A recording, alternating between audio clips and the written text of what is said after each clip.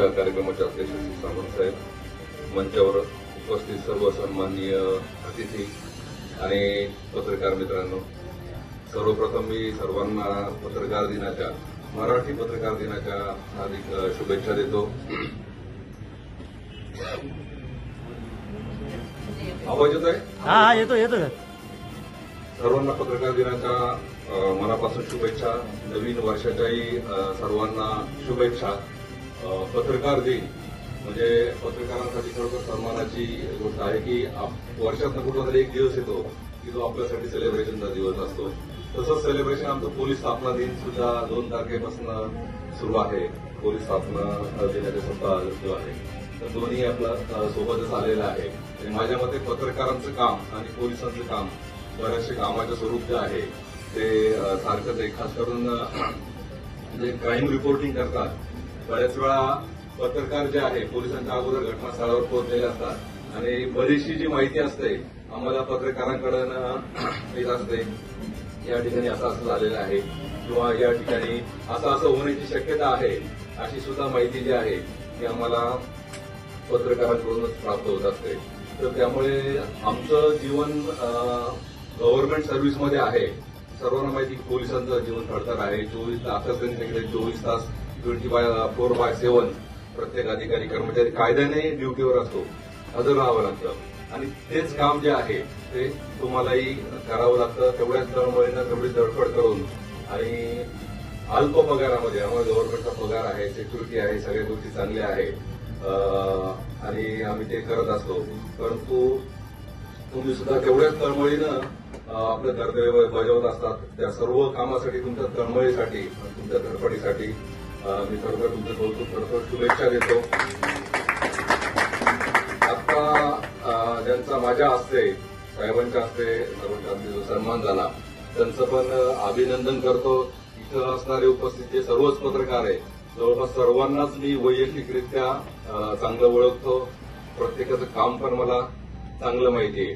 तर हा सन्मान जो आहे तो अतिशय योग्य आहे आणि अशी कौतुकाची थाप जी आहे ती कामाच्या बाबतीमध्ये मिळणं गरजेचं असतं.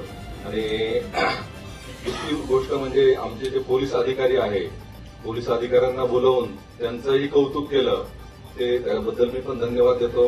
त्याला कारण असं की आपण तर काम करत असतो, बऱ्याच वेळा पोलिसांचा जॉब जो असतो थँक्सलेस जॉब असं म्हटलं जातं, त्याचं कोणी आभार मानण्याचे त्याचं कोणी कौतुक करत नाही. तर नक्कीच इथे आमचे जे दोघंही डिपार्टमेंट आहे, सायबर सेल आणि नार्कोटिक्स, दोघांनी अतिशय उत्कृष्ट काम केलेलं आहे. आताची जर गुन्हेगारी आपण बघितली तर पारंपरिक गुन्हे जर समजा एखाद्या पोलीस स्टेशनला 300 दाखल होत असतील तर 1000 अर्ज आता सायबर क्राईमचे यायला लागले. म्हणजे एवढं प्रमाण जे आहे, जवळपास 50% जास्त प्रमाण जे आहे सायबरच्या गुन्ह्यांचं वाढलेलं आहे. आणि त्यामध्ये पैसे मिळवणं अतिशय अवघड असं, कारण हे ऑपरेट केलं जातं बाहेरच्या राज्यातनं, बाहेरच्या देशातनं आणि ते पीडिताला पैसे मिळणं पण खूप अशक्य असतं. परंतु आमच्या सायबर सेलने मान्य सीपी सरांच्या मार्गदर्शनाखाली मोठ्या प्रमाणात चांगल्या कारवाई करून लोकांना पैसे त्यांच्या अकाउंटला परत मिळवून दिल्याने याचे कार्यक्रम सुद्धा आपण घेतलेले आहेत. नार्कोटिक सेलचं पण त्याचप्रमाणे काम आहे की आपण चांगल्या कारवाया करून, म्हणजे देशातील जवळपास देशातील महाराष्ट्रातील सर्वात मोठी जी मागच्या वर्षी जी कामगिरी जी आहे ती आपण मीरा भाईंदर पोलिसांनीच केलेली आहे. आणि फक्त कारवाई करणं किंवा गुन्हे दाखल करणं, रिकव्हरी करणं एवढंच आम्ही काम करत नाही, तर अवेअरनेस, सायबरच्या बाबतीत अवेअरनेसचे बरेचसे कार्यक्रम घेतले. नार्कोटिकच्या बाबतीत शाळा कॉलेजेसमध्ये आपण कार्यक्रम घेतले की म्हणजे प्रतिबंध करणं, अवेअरनेस करणं आणि झालेला असेल गुन्हे याचा उपयोगी नाही सुद्धा काम त्यांनी केले. मी सुद्धा त्यांचं कौतुक करतो आणि आपले धन्यवाद देतो की आमच्या अधिकाऱ्यांचं कौतुक देऊन करून त्यांचं मनोबल जे आहे ते आपण वाढवलं. आज पत्रकारिता दिन आहे. साहेबांनी सांगितलंच, साहेब बाळासाहेब जांभेकरांच्या जिल्ह्यातले आणि त्याच जिल्ह्यामध्ये मी जवळपास 2 वर्ष ऍडिशनल एसपी म्हणून काम केलेलं. त्या ठिकाणी जाऊन आलो. त्यांचे बरेचसे रिलेटिव्ह तुम्हाला ओळखतात, आजही कॉन्टॅक्टमध्ये आहेत. तर स्पर्धा परीक्षेचा अभ्यास करतानाच हे वाचलं होतं की बाळासाहेब जांभेकरांनी 1832 मध्ये पहिलं मराठी वृत्तपत्र जे आहे ते सुरू केलं. त्याचं नाव दर्पण होतं आणि त्यापासून मराठी वृत्तपत्रसृष्टीचा जो आहे तो जन्म झाला किंवा पुढे गेली. तर आपण जर महाराष्ट्रातले किंवा आपल्या देशातले पण जे स्वातंत्र्य चळवळ आणि समाज सुधारक जर बघितले तर पत्रकारितेची भूमिका किती महत्वाची आपल्याला कळेल. आपण बघा, पहिले पंतप्रधान जवाहरलाल नेहरू असतील, महात्मा गांधी असतील, सुभाषचंद्र बोस असतील, लोकमान्य टिळक असतील, म्हणजे राजकीय जीवनाचा प्रत्येक व्यक्ती पत्रकार होता. त्याचा आपल्याला अभिमान वाटला पाहिजे. म्हणजे आपलं काम किती महत्वाचं आहे, म्हणजे राजकीय जागरूकता, सामाजिक जागरूकता हे करणं किती महत्वाचं आहे.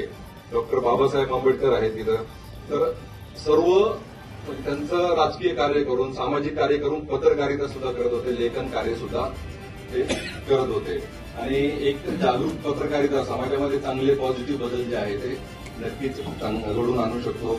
आपल्या देशातील जर समाज सुधारक बघितले, राजा राममोहन राय ज्यांनी महिलांच्या बाबतीमध्ये असेल, त्यानंतर शिक्षणाच्या बाबतीमध्ये असेल, मोठ्या प्रमाणावर चळवळ केली, देशामध्ये मोठ्या प्रमाणात चांगलं मत